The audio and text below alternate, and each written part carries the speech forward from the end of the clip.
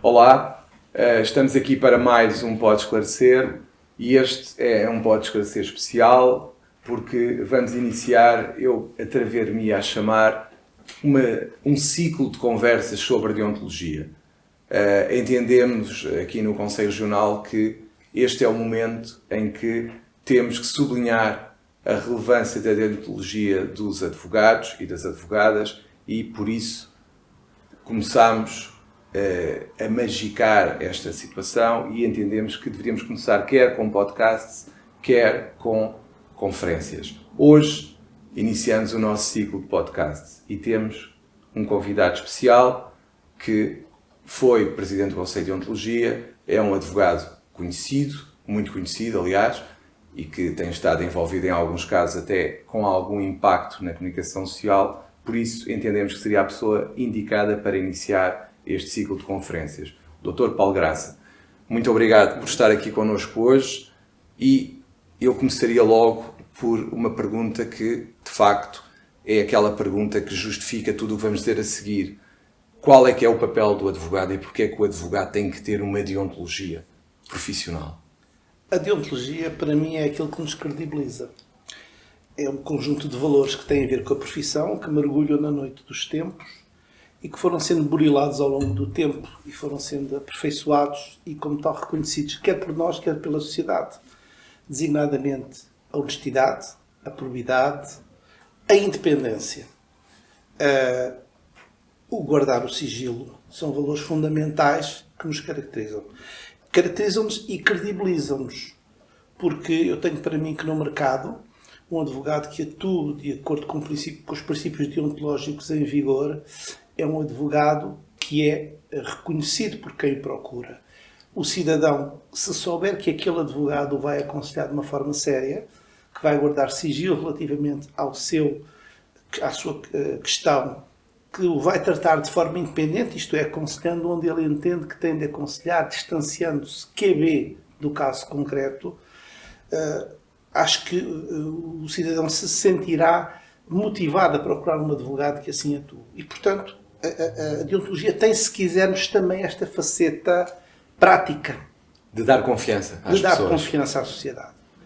E, por outro lado, é algo que eu acho que nos enobrece, porque a nossa deontologia supõe que nós tenhamos um agir em sociedade correto, que sejamos cidadãos probos, reconhecidos pela comunidade como pessoas respeitadoras e respeitáveis. E acho que isso é algo que para nós advogados deve ser um valor que devemos preservar ao trance. E o que é que acha que é o papel do advogado nessa missão do advogado enquanto indivíduo que faz parte de uma classe e, naturalmente, a Ordem dos Advogados tem um dever acrescido? Na sua opinião, o que é que a Ordem dos Advogados tem feito e o que é que deverá fazer para que essa deontologia continue a ser salvaguardada e continue a ser um timbre da advocacia? Bem, a deontologia, a meu entender, defende-se de dois planos distintos. Em primeiro lugar, um plano preventivo e, noutro, um plano repressivo, inevitavelmente. Sob o ponto de vista preventivo, que é o mais importante, acho que se trata de, em sede de estágio, tentarmos imbuir nos estagiários... Deixe-me só, já agora, só fazer uma precisão, que é curioso falar de estágio, porque quando falamos em deontologia profissional, muitas das vezes há a ideia que só se aplica a advogados e não a advogados estagiários. Não. Eu tenho ouvido algumas afirmações que parecem indiciar isso. E aplica-se a todos ou não? De todo. Aplica-se a todos, obviamente. Mesmo aos advogados estagiários? O estagiário, a partir do momento em que inicia o seu estágio, está obrigado aos mesmos deveres de um advogado já tirocínado. E, portanto, tem que os cumprir. Poderá beneficiar de algum lenitivo, em alguma situação, em que o dever não seja tão facilmente apreensível e que seja compreensível que naquele estádio de aprendizagem o estagiário ainda não o tenha absorvido, mas ainda assim está obrigado aos deveres. E devemos ser exigentes sobre esse ponto de vista. Devemos incutir-lhes a necessidade de respeitar os deveres. E essa necessidade incute-se, em meu entender, explicando às pessoas a utilidade que esses deveres têm também. Se calhar numa perspectiva muito prática e muito cínica. Explicar-lhes que esses deveres, além do mais, são-nos úteis. Porque, eu volto a dizer, se nós trabalharmos de acordo com os princípios deontológicos que nos regem, nós até ganhamos valor de mercado, se quisermos ir por aí. Portanto, até sob esse ponto de vista, é importante que os estagiários percebam da utilidade dos princípios. E, portanto, sob este ponto de vista, eu acho que tem que haver um esforço suplementar em termos de estágio. Não digo que não seja feito, mas, eventualmente, sob o ponto de vista prático, tem que haver, de facto, uma aferição concreta sobre se o estagiário adquiriu o conhecimento e a prática de determinados princípios. E depois, sob o ponto de vista disciplinar, naquelas situações em que, infelizmente, exista incumprimento, nós temos que estruturar a ordem de forma a rapidamente apreciar as situações e julgá-las como tem que ser. E também, sob este ponto de vista, infelizmente, nos últimos tempos, nós temos tido problemas que, enfim, não estão resolvidos e veremos se serão resolvidos agora com o novo estatuto. E, na sua opinião, o que é que, se tivesse que apontar 2 defeitos ao atual estado de coisas, o que é que corrigiria e que defeitos é que são e como é que se corrigem ou como é que acha que era possível corrigi-los? Relativamente ao estágio... Não só ao estágio, mas à deontologia em geral. Bem, nós temos um problema de fundo que é... Eu diria que a deontologia básica, a maioria de nós aprendeu com os nossos pais. Eu costumo dizer isso. Se nós tivermos uma educação sã, quando chegamos à advocacia, digamos que 80% ou 90% do que aprendemos com os nossos pais está aqui e os outros 10% trata-se apenas de aplicar aqueles aspectos específicos da profissão. Mas, infelizmente, nem sempre é assim. Enfim, e há pessoas que não tiveram essa fortuna. E, portanto, é preciso explicar às pessoas a necessidade dos princípios. E acho que, sob o ponto de vista do estágio, eu não sei se isso é feito ou não, isso confesso a minha ignorância, mas aqui recorro-me da minha experiência de membro do júri. Existem, por vezes, determinadas questões específicas, mais aquelas que têm a ver com a especificidade da advocacia, que me parece não estão suficientemente absorvidas. Por exemplo, aquelas questões do, olha, o que é que o senhor doutor, a senhora doutora faria se, porventura, lhe aparecesse um cliente que queria mudar de advogado? Esta questão muito simples que acontece connosco no nosso dia-a-dia, a miúdo, muitas vezes não está devidamente absorvida. O que é que o advogado tem que fazer? Quer de um lado, quer do outro. Quer o substituído, quer o substituto. Exatamente. E parece-me que é dos pontos onde talvez seja importante que se puxe pelas pessoas no estágio. Depois, sob o ponto de vista repressivo, enfim, nós temos que alterar o estatuto, de forma a que as coisas sejam mais ágeis. Mais rápidas, não é? Mais células, não faz sentido reclamarmos justiça fora e rápida. Sim. E depois cá dentro não termos essa rapidez. Verdade. Isso é algo que, de facto, não nos prestigia. De facto, e há um tema que eu, antes de entrarmos nos deveres em concreto, também queria ouvir a sua opinião, que é a questão de, por exemplo, nós todos sabemos que temos um código que foi feito na altura do telex, do fax, e hoje em dia isso já são realidades completamente ultrapassadas e o estatuto ainda é praticamente o mesmo. Os desafios das novas tecnologias, da inteligência artificial, das redes sociais, eventualmente num futuro do metaverso, implicam uma adaptação do estatuto. Como é que nós podemos resistir numa altura de vertigem tecnológica e continuar a impor os nossos princípios e os nossos direitos, na sua opinião? Naturalmente implica uma adaptação do estatuto, mas eu não creio que seja uma adaptação assim tão profunda, e dou um exemplo muito prático. O e-mail permite, por exemplo, a colocação de conversas em BCC. Eu não preciso de adaptar o estatuto para saber que eu não posso pôr um cliente em BCC numa conversa que eu estou a ter com um colega. E isso, a miúdo, ocorre. Tem acontecido. E, portanto, o estatuto aqui aplica-se plenamente e sem necessidade de nenhuma alteração. Onde me parece que nós teremos que melhorar tem a ver com alguns aspectos de uma advocacia que não é a advocacia tradicional.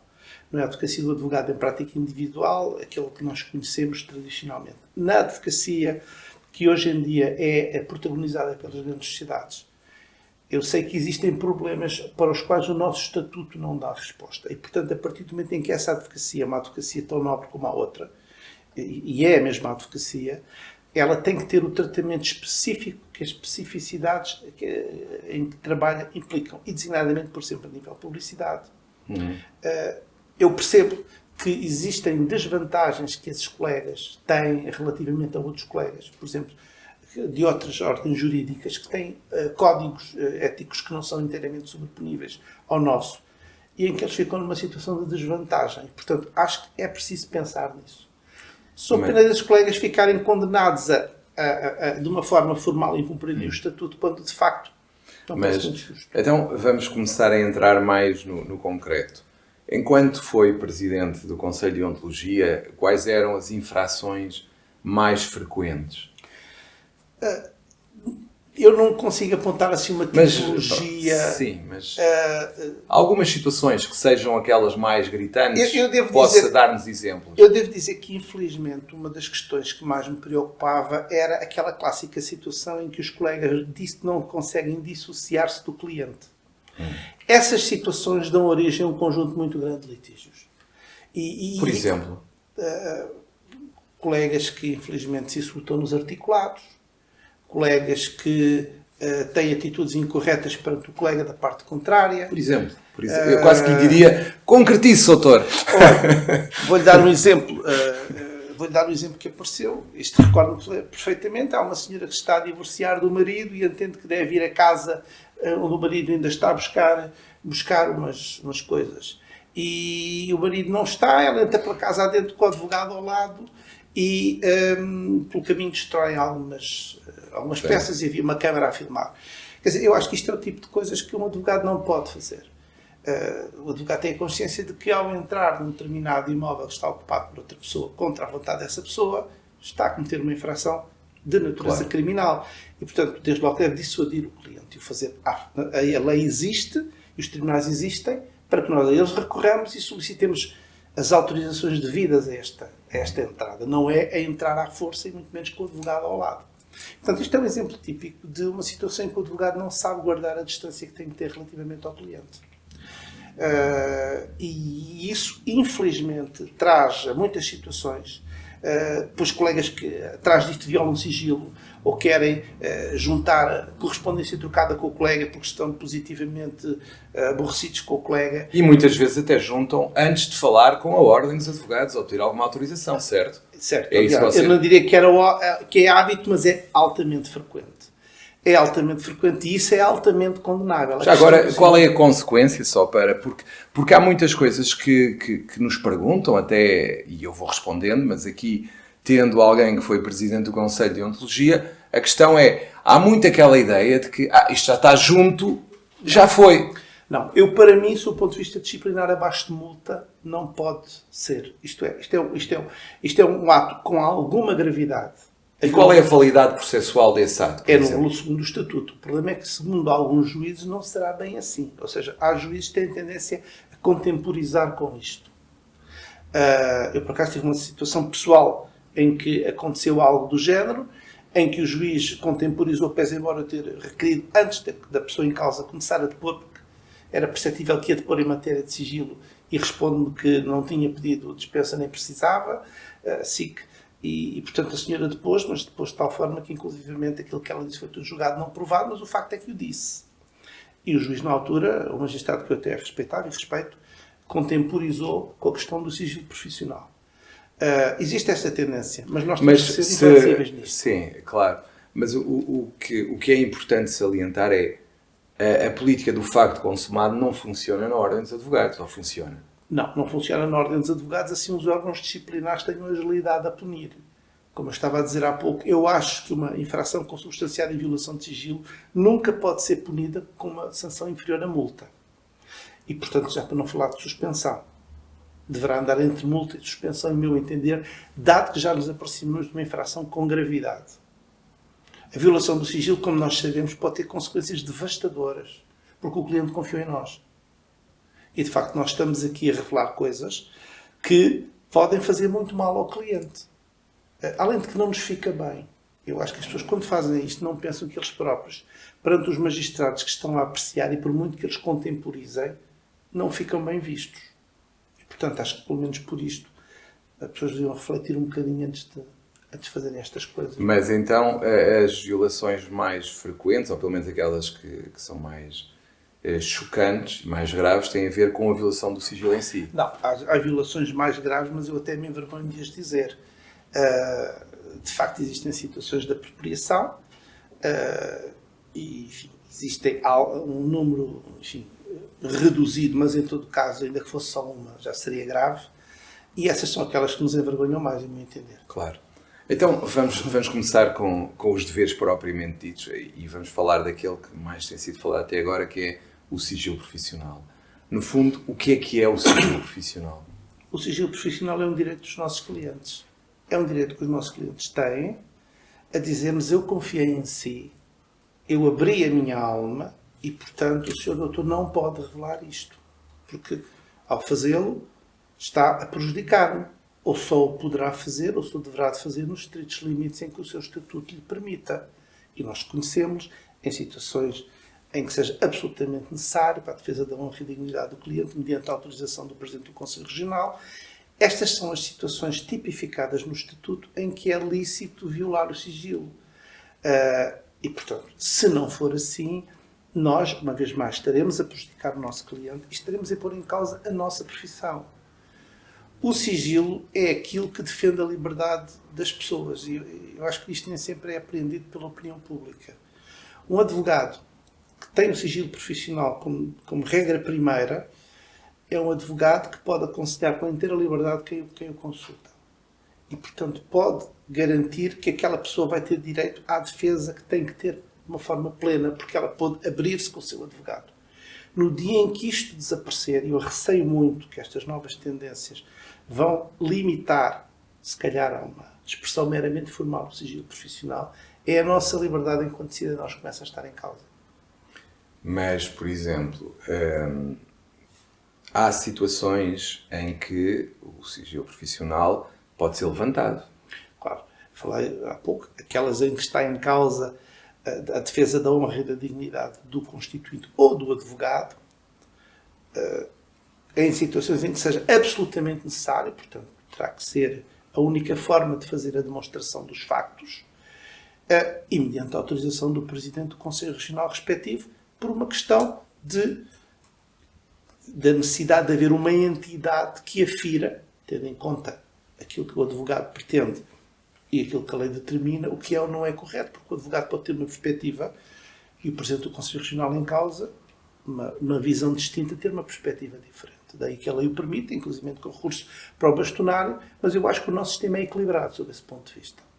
E por exemplo, o tema do sigilo profissional tem várias vertentes. E em que circunstâncias é que um advogado deve preocupar-se sobre se está ou não a violar esse segredo e o que é que deve fazer? Sempre, especialmente quando está a prestar declarações públicas. E falo aqui por experiência própria. E o que são declarações públicas nos termos do nosso Estatuto? As declarações públicas, como sabemos, não são, em princípio, permitidas, com duas exceções. Quando seja designadamente necessário fazê-lo para prevenir ou reparar uma lesão que o constituinte está a ter por força do imediatismo do caso, e em situações de urgência, quando estes pressupostos também existem, em que não há um pedido prévio, mas há uma justificação posterior, naturalmente ambos fiscalizáveis pelo Presidente do Conselho Regional respectivo. Essa é uma situação que é particularmente difícil, porque quem já lidou com processos mediáticos sabe que os advogados são inquiridos muitas vezes de várias formas, um bocadinho como nós fazemos nos tribunais, de forma a dizerem alguma coisa do caso.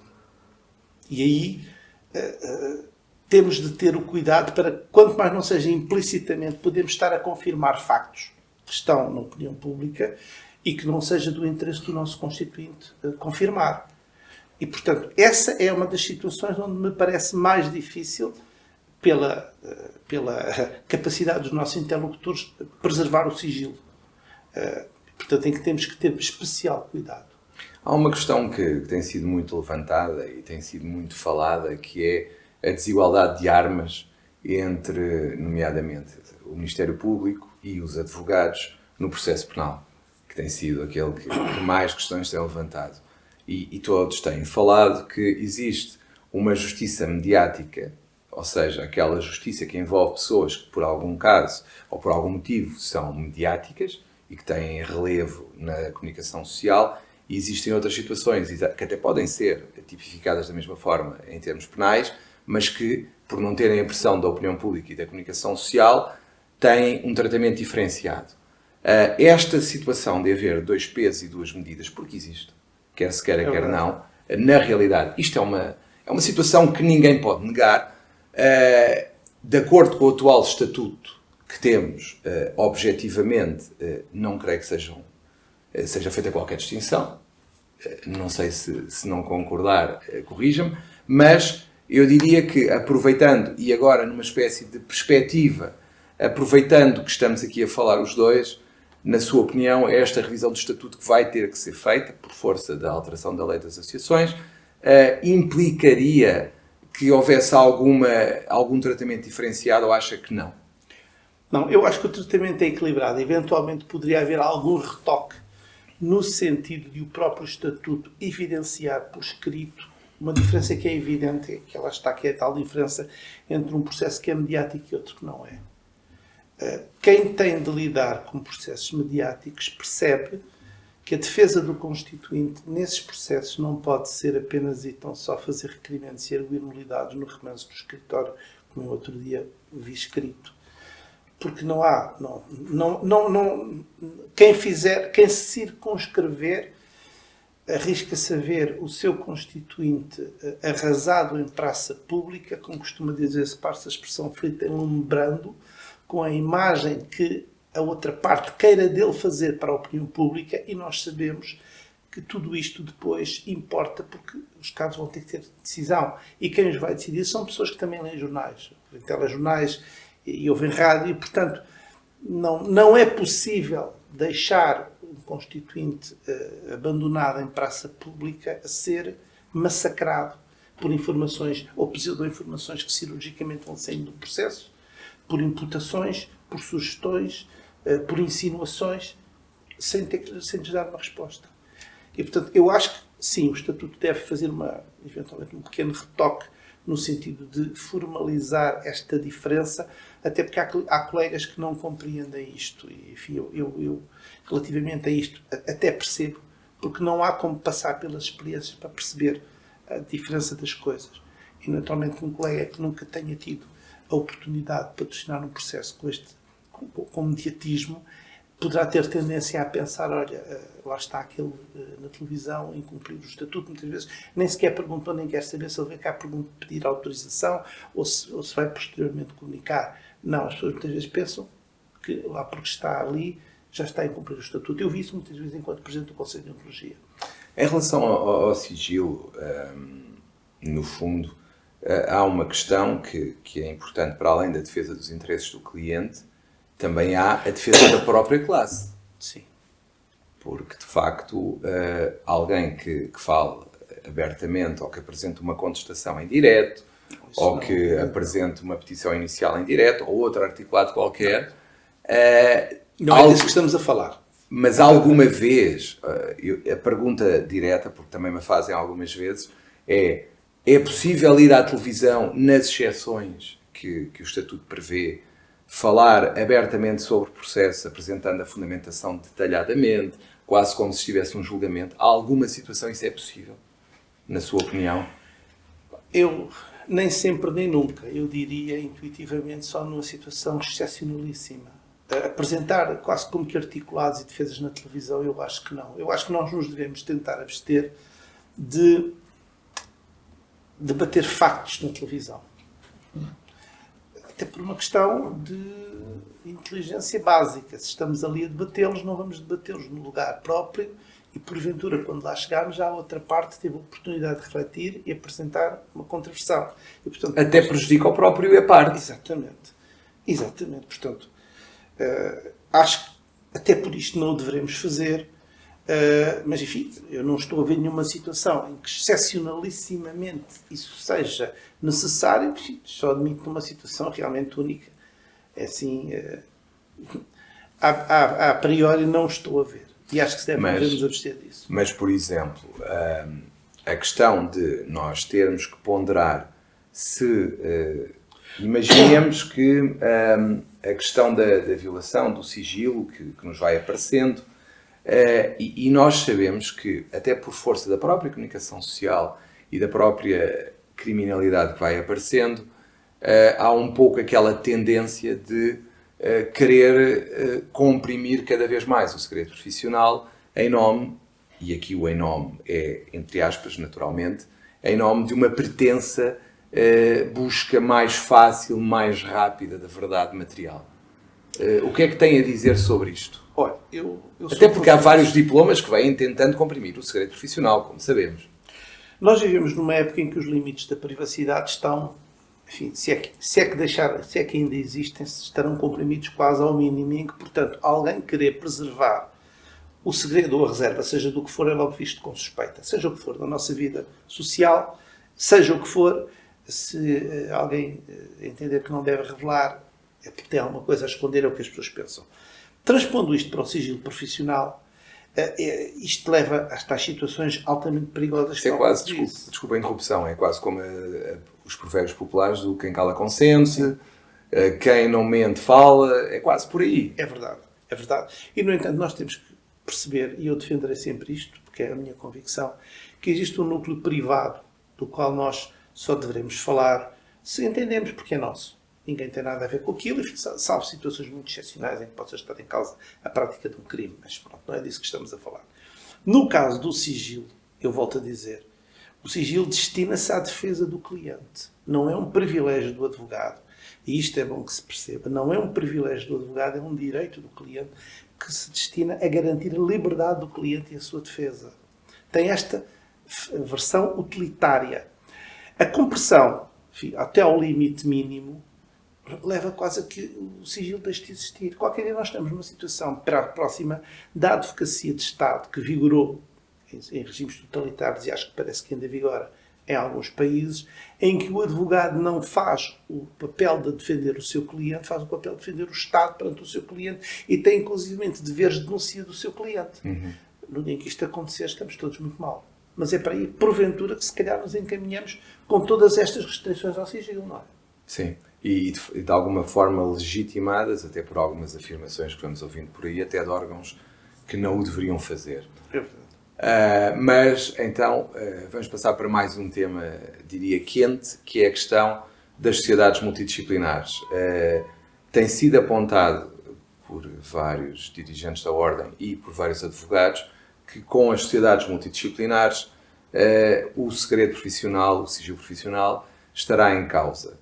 Eu queria começar primeiro por esta questão e depois já vamos à segunda questão, que é inevitável, que é como é que isto se vai compatibilizar agora que, aparentemente, em face da alteração que foi aprovada, as sociedades multidisciplinares vêm mesmo aí e nós teremos que adaptar o dever do sigilo profissional à nova realidade. Começando em abstrato, na sua opinião, o que é que pode acontecer numa sociedade multidisciplinar de tão grave que coloca em causa o sigilo profissional dos advogados? O ele não existir de todo, como eu não acredito que exista por muitos panos quentes que nos coloquem. Porque não existe, de facto, nem vai existir. Porque, obviamente, que uma sociedade multidisciplinar está feita, inclusivamente, traz atrás de si uma estrutura jurídica, que é uma estrutura jurídica baseada no lucro.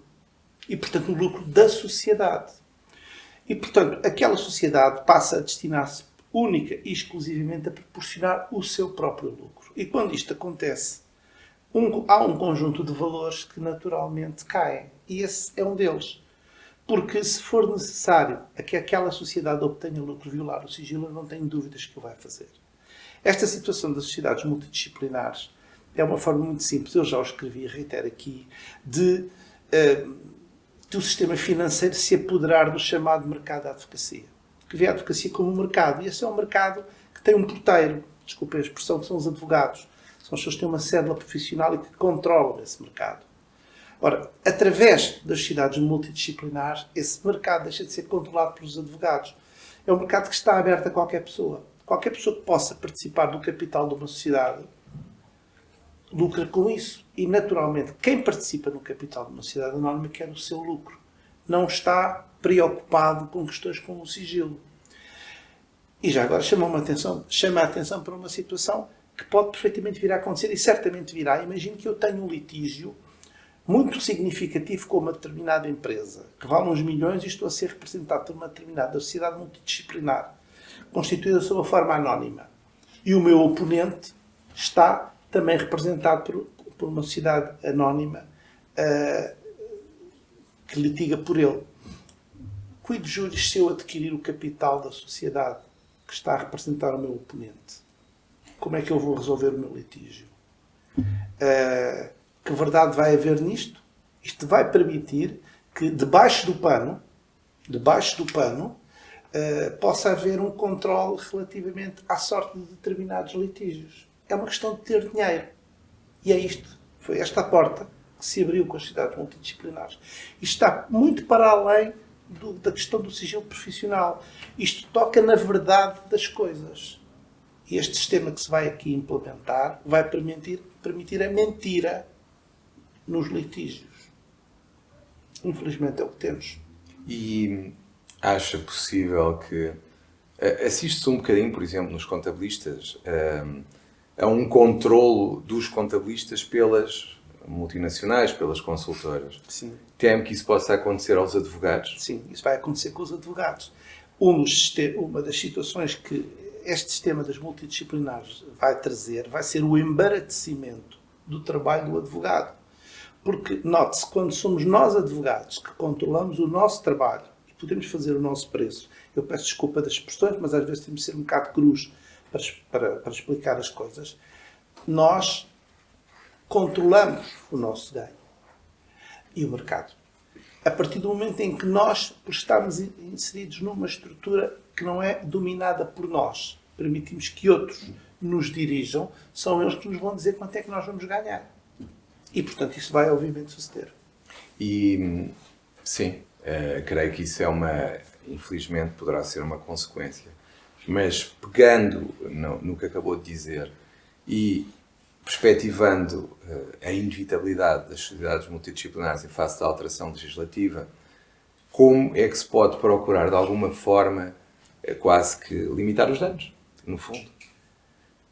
Eu acho que tem que ser o mercado a limitar os danos. Nós somos advogados há muito mais de 20 anos, já tivemos que trabalhar com profissionais de outras áreas. Não deixámos de ser advogados, não deixámos de nos socorrer das profissionais e o contributo deles não deixou de ser importante para a solução dos nossos litígios. Mantivemos cada um de nós a respectiva independência. E, portanto, nós não precisamos de sociedades multidisciplinares para isto. E, portanto, é uma falácia dizer-se que isto é necessário. Não, isto é apenas um mero pretexto para a entrada no dito mercado da advocacia. Das multinacionais e das consultoras. Por aí, sim, obviamente. Claro. Agora, é assim, eu tenho também para mim que o cidadão médio não será tão prejudicado assim.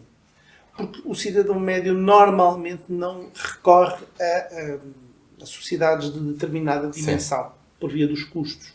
E, portanto, relativamente a ele, eu direi que, pelo menos durante algum tempo, as coisas manter-se-ão como estão. Pelo menos esta é a minha previsão.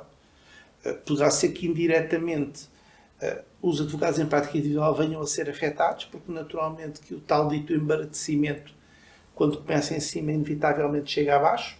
Uhum. Mas, eventualmente... Haverá quase como uma contaminação, não é? Sim.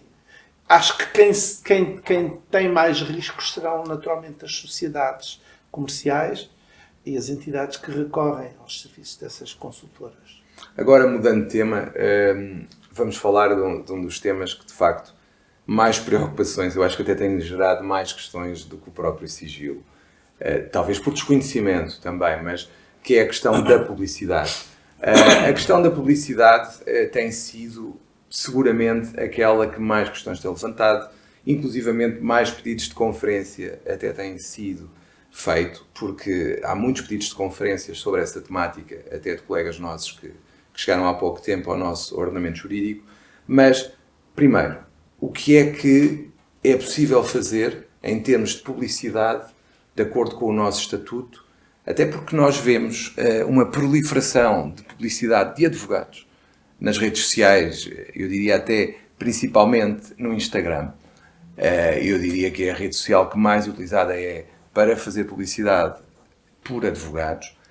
E também já ouvi outra coisa, que é, também, e só para situarmos um pouco a situação, que é, muita gente refere que a publicidade dos grandes escritórios é feita em revistas, televisão, onde podem aparecer, e que as redes sociais serão a publicidade de quem não consegue chegar a esses meios, porque é uma publicidade relativamente barata. Nós temos estas duas situações. Primeiro, o que é que o Estatuto permite?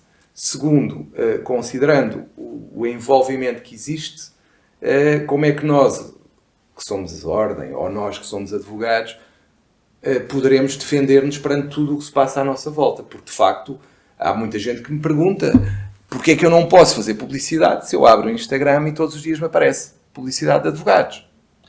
Eu acho que o Estatuto admite a publicidade em termos que me parecem razoáveis. A publicidade meramente informativa, não laudatória, a mim parece-me equilibrada a forma como o Estatuto trata isto. Admito que possa haver alguns retoques, mas para mim é ponto assente que a publicidade por comparação jamais deve ser admitida na advocacia. Indo um pouco atrás para explicar a quem chega aqui de novo, porque é que nós temos a norma sobre publicidade que temos no Estatuto? Nós partimos de uma ideia inicial que a publicidade não era precisa para os advogados, porque os advogados se faziam no boca a boca. Isto correspondia à concepção tradicional que derruiu aqui há uns anos atrás. Hoje em dia não é, obviamente, assim, que se fazem as carteiras de clientes, ou não é só assim, e, portanto, houve necessidade de permitir que houvesse informação relativamente à presença do advogado. Eu devo dizer que isto sempre existiu, e recordo-me, há cerca de 30 anos, eu abri com uns colegas um escritório numa comarca do Ribatejo, onde estive durante pouco tempo, e era usual os advogados anunciarem no Jornal da Terra, fulano de tal, morada em tal sítio, número de telefone em tal sítio. Isso não me parece que prejudicasse fosse quem fosse. Era uma forma perfeitamente, parece-me, que inócua de se apresentar, até porque os jornais eram lidos por imigrantes e por aí. E, portanto, acho que esse tipo de publicidade que hoje em dia existe, naturalmente mais sofisticada, com indicações de, enfim, com coisas mais estilizadas, com indicação das pessoas que trabalham na sociedade, das áreas em que trabalham, em meu entender, isso é permitido pelo Estatuto. O Estatuto jamais pode permitir, e isso não permite, é publicidade laudatória. O que é publicidade laudatória? Aquela que o advogado se eleva. Eu ganho os processos todos. Eu sou o maior advogado da comarca. Este tipo de anúncio jamais pode ser feito, até porque tem em si um critério de comparação. Portanto, antes de ser laudatório, ele é comparativo relativamente com outros colegas. E isto não deve ser admitido. Eu considero, por exemplo, publicidade laudatória, algo que vi enquanto presidente do Conselho de Ontologia, que foi, por exemplo, uma determinada sociedade, anunciar que tinha estado nas negociações da transferência de um jogador de futebol X.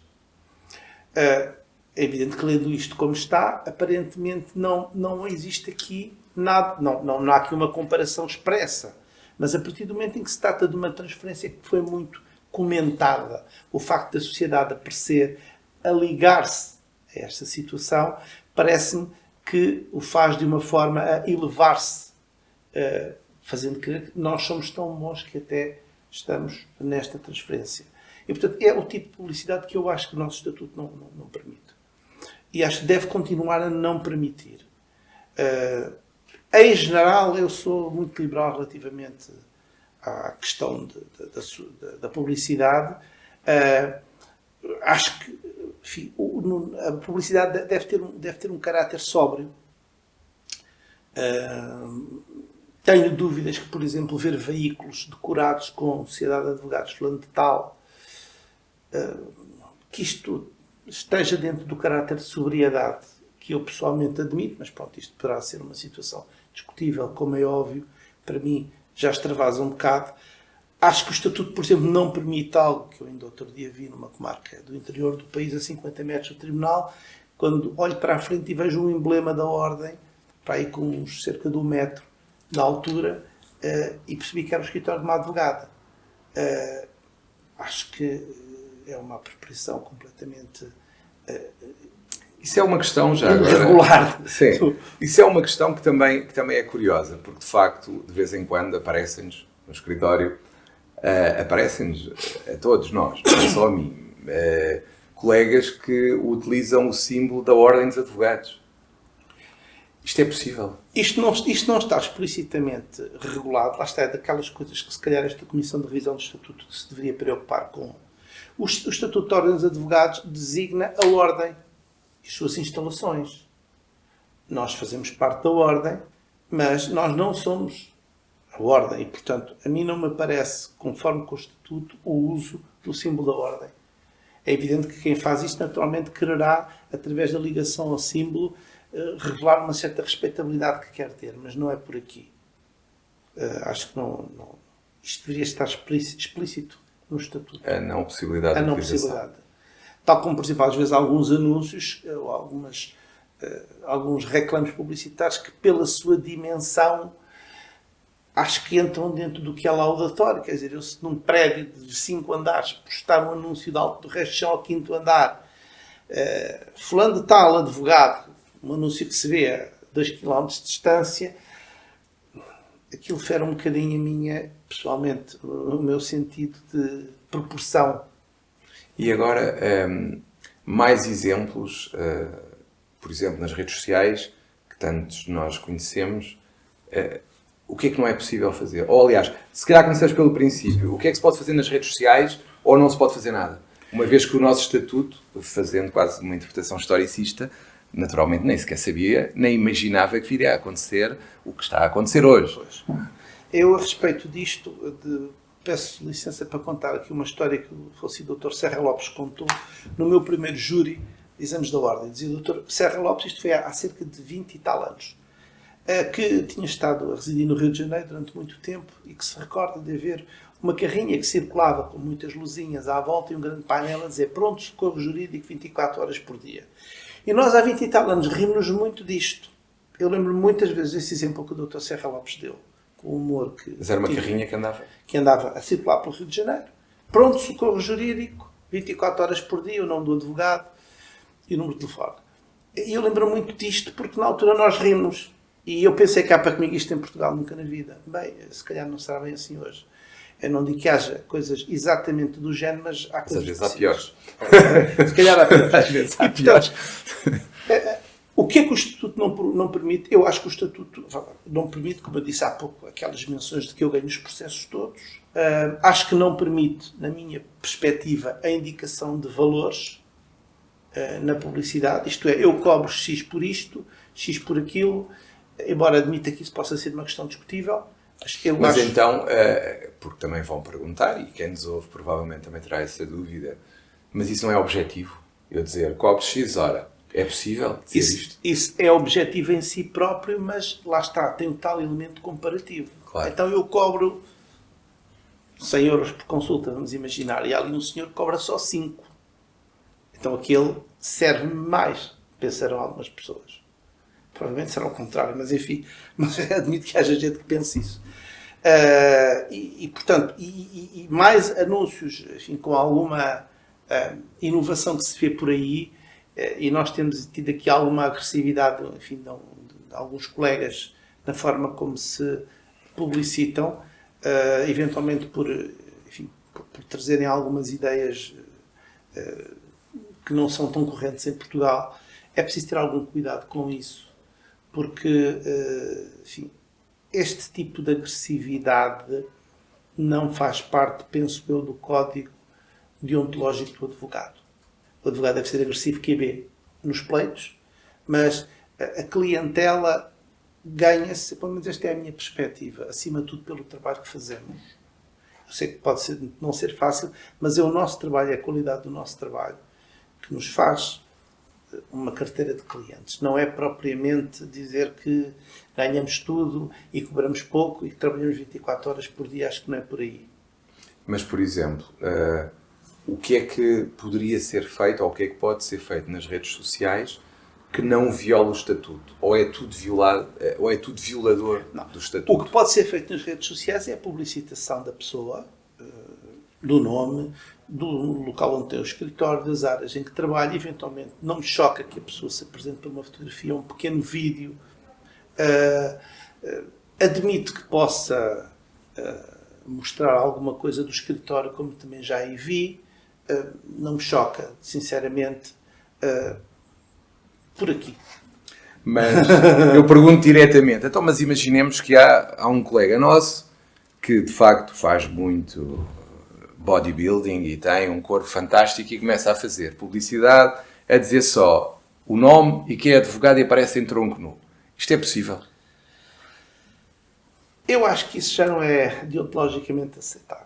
Porque a advocacia não tem a ver com o aspecto físico da pessoa. E, enfim, não sejamos hipócritas nem ingênuos. Nós sabemos que o aspecto físico hoje em dia, seja de um homem, seja de uma mulher, é algo que tem o seu grau de atração.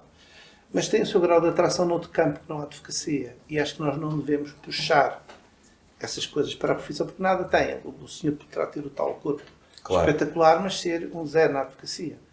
Enfim, naturalmente, os clientes que o procurem quererão que eles dê resultados na advocacia, não é? Olhar para o Portanto, senhor. isso não é possível então? Eu acho que não. Tu não podes aparecer em tronco nu a dizer que és o maior advogado do país. Não devo. Não devo. Enfim, para começar, enfim, porque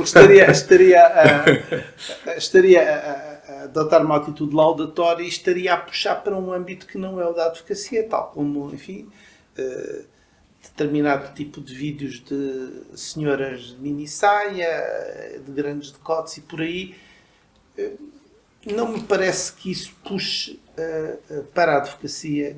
Não é isso que se procura quando se procura um escritório de advogados. E eu posso objetivamente dizer, eu ganhei não, mas eu faço direito do trabalho, direito do espaço, aeroespacial. Eu posso escrever isto? Sim, isso é daqueles... A indicação das áreas de trabalho é algo que o Estatuto permite que se diga, é publicidade objetiva. Se a pessoa tiver inclusive o grau de especialista atribuído pela ordem, acho que o pode revelar sem nenhum tipo de problema. Mas se não tiver? Não pode dizer que é, porque estaria a faltar à verdade e a publicidade tem que ser verdadeira. Pronto. Esse é um tema, de facto, porque há muitos colegas nossos que, sem terem o grau de especialista conferido pela ordem, dizem que são especialistas ou especializados na área X. Não, isso aí, para mim, viola o princípio da verdade. E aí eu acho que a ordem deveria ter também uma palavra a dizer. Em primeiro lugar, avisando os colegas que, se não tiverem o estatuto, não devem afirmar-se como especialistas. Nem especializados, nem nada que puxe para a ideia de especialista, porque eles até podem ser de facto. Claro. Mas a partir do momento em que de direito já existem especializações e eles não a têm, não devem invocar isso. E, eventualmente, enfim, dando também nota disso à sociedade. Eu digo isto porque eu trabalho muito em determinadas áreas e não é infrequente aparecerem pessoas que me dizem que vêm de determinados colegas que são especialistas naquela matéria. Sim. E eu às vezes não os conheço, quer dizer, eu também não tenho a pretensão de conhecer toda a gente, nem os tais ditos especialistas, mas enfim, às vezes são colegas que de facto o nome não me diz nada. Ao passo que se calhar um ou dois daquela área eu conheceria. Mas e já me deu para ir fiscalizar ou verificar perante a ordem, as pessoas não têm o grau de especialidade, mas afirmaram-se especialistas perante o cliente. Pronto, e naturalmente as pessoas depois, quando nos procuram é porque alguma coisa não correu bem. Não significa necessariamente que o não ter corrido bem se tenha devido à menor competência do advogado. Às vezes são coisas que sucedem, mas enfim, nós vemos isto. Em princípio não o devem fazer, não é? Não devem fazer, a menos que tenham o grau conferido pela Ordem dos Advogados. Que outras situações é que nos poderia aqui apontar como sendo situações graves de violação em matéria de publicidade? Que acho que deve realçar aqui para que as pessoas não o façam, pelo menos aqueles que se preocupam em cumprir o estatuto. Eu, pessoalmente, aquilo que me choca mais são formas indiretas de publicidade em que determinadas sociedades normalmente assumem o patrocínio de eventos. Isso, eu acho... Patrocínio de eventos, mais concretamente, é o que é aparecer... Ou de eventos mesmo, como eu já vi, e recordo-me ter visto uma vez no cartaz de umas festas de uma determinada terriola, que havia um escritório de advogados sito lá na comarca que patrocinava aquilo juntamente com um conjunto de outras firmas. Não me pareceu muito bem. Tal como não me parece muito bem, às vezes, determinado tipo de eventos que são financiados por determinadas sociedades de advogados. Basicamente, obviamente, as sociedades, quando o fazem, pretendem naturalmente fazer publicidade de si próprias, como é natural. Isso pessoalmente não me agrada muito, pelo menos aos meus critérios, porque acho que é uma forma indireta de publicitar e eventualmente até daí de contornar o estatuto, porque não estou a ver que para além do patrocínio judiciário o advogado deva patrocinar seja o que for. Sim. Por este critério, que é pessoal, é meu, se calhar é conservador, mas é assim que eu vejo o estatuto. E na prática individual, como é que se pode violar o estatuto em matéria de publicidade? Assim, quais são os casos mais frequentes que acha que acontecem? Aquele clássico caso do advogado que ganhou tudo na vida. Acho que todos nós já uma vez nos deparamos com algum colega, enfim, certamente a nós não nos dirá, mas o cliente diz, fulano de tal, ele diz que nunca perdeu um processo. Eu normalmente gosto sempre de conhecer estes advogados, devem ser casos raros e únicos no mundo, porque a não ser que só tenha tido um processo ou dois, um advogado que tem anos de experiência, não há advogado algum que possa gabar-se de ter ganho sempre. Ter ganho sempre, isso é impossível. Falando agora de outra temática, mesmo para concluir, para também não nos alongarmos, até se pode justificar no futuro outro tipo de conversas e outras conversas sobre a deontologia, mas há um tema que preocupa também muitos advogados, que é a questão das buscas. E de facto, há muitos colegas que nos perguntam, se eu tiver uma busca no escritório, o que é que eu posso fazer? E essa é a questão que eu também coloco. Bem, eu felizmente não tenho experiência prática disso, nem porque... Claro, mas de acordo com o estatuto... Nem nunca ao serviço da ordem acompanhei uma busca a um escritório de advogados. Bem, essa é uma situação altamente constrangedora, porque, tanto quanto eu julgo saber, em muitos dos casos, provavelmente na larga maioria dos casos, as buscas aos escritórios dos advogados não se destinam tanto a buscar prova que possa incriminar os advogados, isto é, não são os advogados que estão ali a ser buscados enquanto suspeitos principais, trata-se de tentar encontrar elementos de prova que visem incriminar constituintes desses advogados. E isso parece-me grave.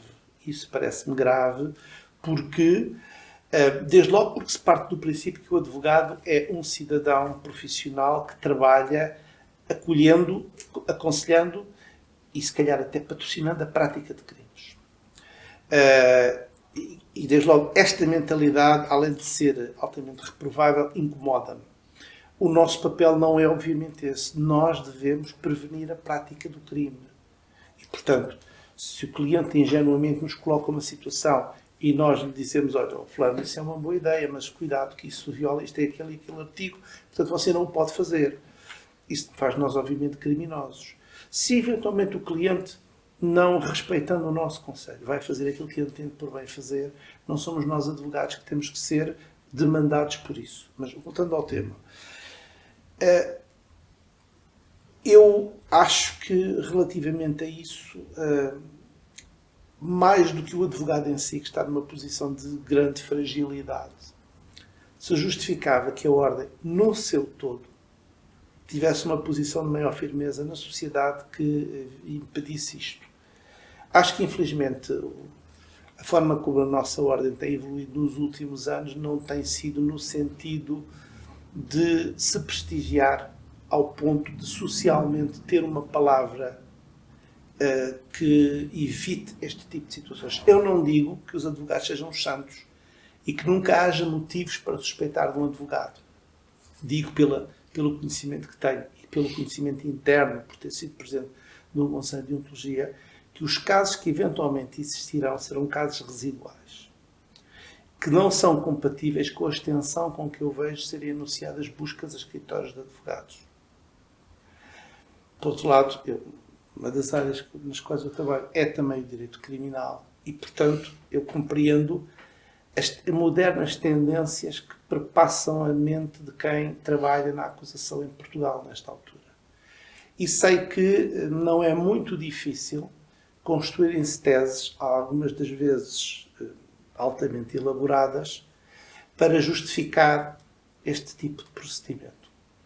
Mas acho que, infelizmente, isto é algo que só se consegue combater quando a Ordem conseguir retomar algum do prestígio que já teve e infelizmente perdeu nestes últimos anos. Nessas buscas, muitas das vezes, acaba por se apreender correspondência. E eu vou pegar neste tópico mesmo, e agora é mesmo para concluir, porque de facto há pouco não o falámos, não o referimos, mas há muitas vezes a tendência de se pedir dispensa de sigilo profissional com base em correspondência trocada entre advogados. E eu queria uma síntese, no fundo, de quem já foi presidente.